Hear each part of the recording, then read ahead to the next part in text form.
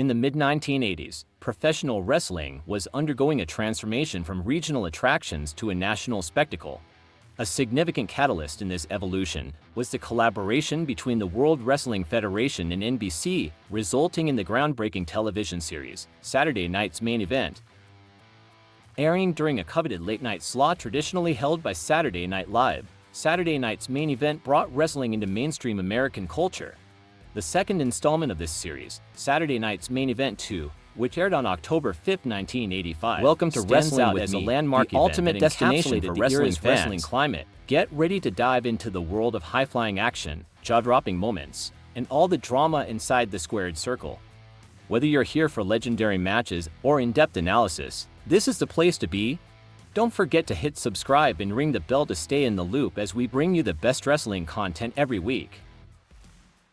Before Saturday Night's Main Event, wrestling was primarily a regional attraction, with various promotions operating in specific territories across the United States.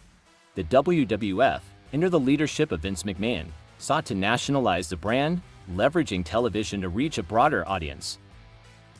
The partnership with NBC was revolutionary, as it placed wrestling in a prime network slot, exposing it to millions who might not have been traditional wrestling fans.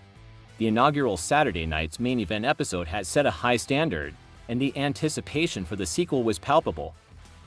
Saturday Night's Main Event 2 was taped on October 3, 1985, at the Brendan Byrne Arena in East Rutherford, New Jersey, and broadcast a couple of days later on NBC. The event drew an attendance of approximately 8,000 fans and garnered a television rating of 8.3, reflecting its widespread popularity. The event featured a series of matches that not only entertained but also advanced key storylines. In a bout infused with Cold War symbolism, American hero Hulk Hogan defended his title against the Soviet antagonist, Nikolai Volkov. The match concluded with Hogan executing his signature leg drop to secure the victory, reinforcing his status as the All-American champion. Uncle Elmer, accompanied by his kin Hillbilly Jim and Cousin Jr., faced Jerry Valiant. The match was notably brief, with Elmer achieving victory in a mere 12 seconds, setting a record for one of the shortest matches in WWF history at that time. Paul Orndorff vs. Roddy Piper. This encounter between two of wrestling's most volatile personalities ended in a double countout. The match spilled outside the ring, leading to both competitors being counted out, thereby intensifying their ongoing rivalry. Andre the Giant and Tony Atlas vs. Big John Studd and King Kong Bundy. The colossal team of Andre and Atlas faced a formidable duo of Studd and Bundy. The match concluded with a disqualification victory for Andre and Atlas, as Studd and Bundy were penalized for illegal double-teaming tactics. WWF Tag Team Championship match between the Dream Team vs. Lanny Poffo and Tony Garea. The reigning champions, the Dream Team, successfully defended their titles. Greg Valentine secured the win by applying the figure for leg lock on Tony Garea, forcing a submission. It's noteworthy that Garea was a substitute for George Wells in this match. We also got to see the wedding of Uncle Elmer. Beyond the matches, the event is perhaps best remembered for the on-air wedding of Uncle Elmer to his real-life girlfriend, Joyce Stosgo. This segment was a blend of genuine emotion and scripted drama. While the wedding was legitimate, it was interwoven into the show's narrative fabric. The ceremony was disrupted by Rowdy Roddy Piper, who voiced his disapproval, declaring, "I object to this farce." This interruption led to a confrontation, further fueling Piper's role as the era's quintessential heel. The production quality of Saturday Night's Main Event 2 was a testament to the WWF's commitment to delivering a polished product. The commentary team, comprising Vince McMahon and Jesse the Body Ventura, provided dynamic and engaging narratives, enhancing the viewing experience. Their chemistry and contrasting styles added depth to the broadcast. The event also featured a live edition of The Body Shop, Ventura's interview segment.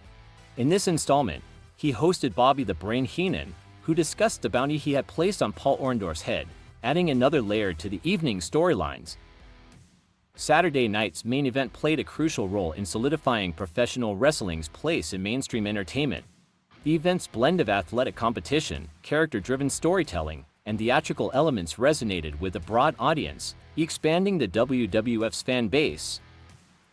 The success of the second ever Saturday night's main event demonstrated the viability of wrestling as primetime entertainment, paving the way for future collaborations between wrestling promotions and major television networks. The show's format, which combined high-profile matches with entertainment segments, became a blueprint for future wrestling broadcasts. Saturday night's main event was more than just a wrestling event. It was a moment that helped define the trajectory of professional wrestling in the 1980s and beyond. Through its carefully crafted matches, larger-than-life characters, and dramatic storytelling, it solidified wrestling as a major force in mainstream entertainment. To fully appreciate its significance, it is important to examine how this event shaped the industry, influenced future programming, and left a legacy that continues to resonate today. By the mid-1980s, professional wrestling was undergoing a dramatic transformation. Previously, it had been seen as a regional attraction, confined to specific territories controlled by various promoters. The WWF, under Vince McMahon's leadership, sought to break away from this system and establish itself as a national brand. Saturday night's main event was instrumental in this expansion, giving professional wrestling exposure on network television at a time when cable was still in its infancy. The second installment of Saturday night's main event reinforced the show's value. With its high ratings and memorable moments, it proved that wrestling could thrive outside of its traditional programming slots. Until this point, the dominant platform for professional wrestling had been weekly syndicated television shows, which primarily served as advertisements for live events and pay-per-views. The event was a significant step toward the mainstreaming of wrestling, paving the way for future collaborations between wrestling promotions and major networks. It helped bridge the gap between the athleticism of professional wrestling and the world of scripted television, ensuring that wrestling would continue to grow as a form of entertainment rather than just a niche sport. One of the reasons Saturday night's main event 2 was so successful was its reliance on recognizable stars and compelling narratives. Hulk Hogan, already an established cultural icon, continued to be the face of the company, representing heroism and patriotism in his match against Nikolai Volkov.